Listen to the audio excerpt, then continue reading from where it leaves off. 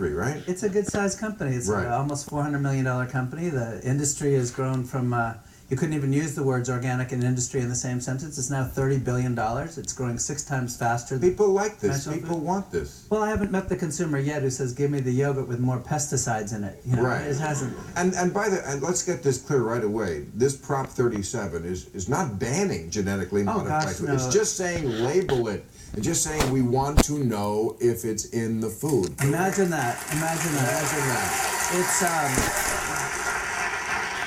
It's extraordinary. The reason you're seeing ads every 30 seconds is that the other side is spending $1 million a day. It's up to $41 million now. We're being outspent 4 to 1. California, of course, is a precursor to a national discussion that we're having. My organization is working on the FDA to get labeling. This is an extraordinary thing. All we're asking is to have it on the labels. You would think that this was some kind of complete re-engineering going on. These are rights that are held in 50 other nations around the world. Even really progressive countries Right. like Russia and China have mandatory labeling. Right. We just want what Russia and China have. We just want to be as open as Russia and China, right? The sad part of this is a really brilliant business model that we're watching execute. It's really diabolical. Right. In 1996, when the first genetically engineered crops were introduced, understand that And what are the crops that are genetic? well, the big ones are corn, soy, canola, there's sugar beets, and but that's in like 80% of processed well, foods, this right? And this has been an amazingly successful model. And again, what we have to understand is that these companies who refer to themselves as biotech are actually chemical companies. And let's just start right there. These chemical companies own these crops. These are new life forms. They're completely distinct, and they're patented. And at one end of the capital, they've argued successfully that these are patented, that they can prosecute the patents, they can defend them, and so forth. And at the other end, at the FDA, and here in California, they're saying they're no different. They're no different at all. You know, you have enough money, you can tell lies, right? And you can do it very effectively. Right. It gets worse because the primary 2 genes that they've introduced into these crops are for herbicide tolerance or insecticide tolerance, meaning that you can now use these chemicals at will because your crops, these patented crops, aren't affected. And of course, the chemical companies own these chemicals. Yeah, let's back up from there for a second so people really understand what they're doing here, because it is diabolical. What they're doing is that Monsanto, I mean, let's name them. Sure. Dow, DuPont. Doesn't have to be like Mormons with big love. We can name them. Fucking Monsanto. I mean, on a scale of 10 to 11, evil being 10, fucking evil being 11. They're an 11, right? Okay. So, but they make Roundup. That's the insecticide. Then they make the crop that isn't affected by Roundup. That's pretty evil. Right.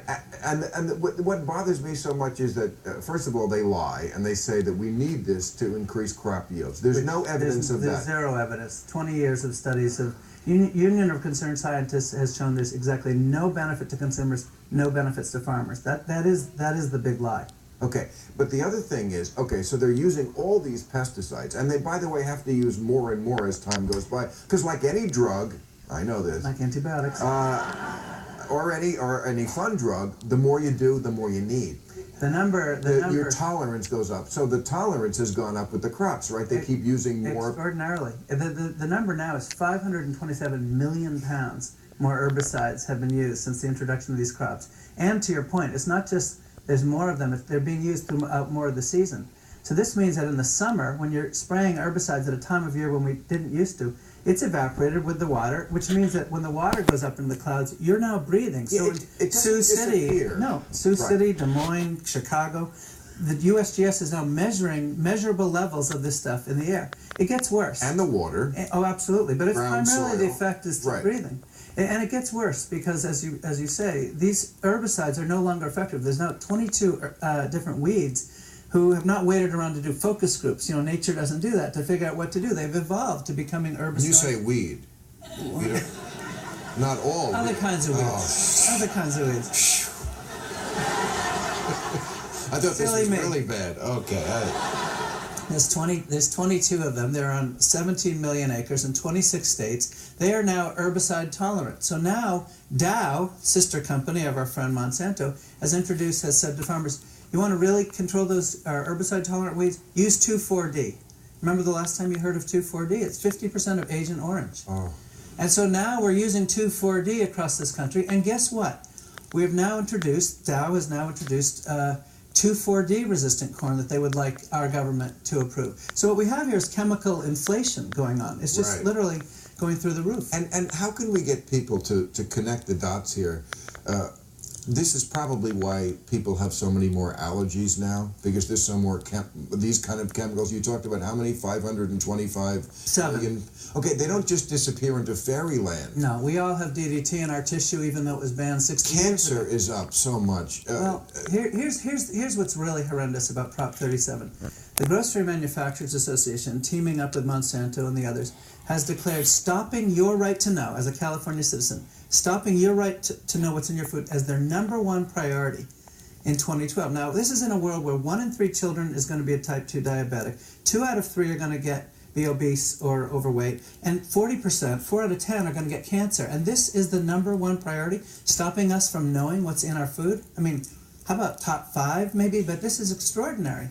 But it's really a profit model. The point I wanted to come to before is that they're making money on the seeds, they're making money on the chemicals, large amounts of money. And as a result, what we've seen in Washington is $587 million of lobbying dollars. We don't, as you know, have elections anymore. We have sales, right? I mean, that's where the... Yeah, I mean, the ads you see on TV don't really ever mention... Oh, gosh, no. Yeah. The ads here, listen, I need to say, the patriots who are behind Prop 37, and incidentally, we need money. We're being outspent 10 to 1. Yes on 37, just Google out Yes on 37 or carrighttoknow.org. These folks need money. These folks are standing up for your and my rights.